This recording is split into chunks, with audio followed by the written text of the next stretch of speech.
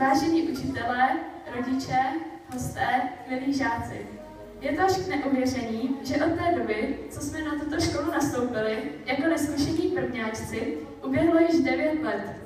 Už dávno nejsme ty malé děti, které poslouchají učitelé a poctivě se hlásí. Teď jsou z nás 15letí a snad rozumní lidé. Budoucí studenti středních škol, gymnázií a učilišť. Na léta plnění povinné školní docházky na základní škole můžeme už jen vzpomínat. Vztahy ve třídě se sice měnily tak často jako počasí, jednou jsme měli lepší kolektiv, jindy trochu horší. Ale myslím, že i přesto všechno si budeme chybět. Už nikdy se nesejdeme ve stejné třídě, nesedneme si spolu do lavic, ani spolu nebudeme provokovat učitele. Ty společné dny, kdy jsme se děsili testů a radili si při zkoušení, budou pryč. Od září si budeme muset zvykat na nový režim, prostředí a na nové učitele. Ano, přestože si to tak úplně nedovedeme představit, tento den přestáváme být žáky této školy. Prožili jsme tady 9 nezapomenutelných let a teď se každý z nás rozprchne jinak. Odejdeme ale se spoustou pěkných vzpomínek a s množstvím vědomostí, za které vděčíme všem našim učitelům.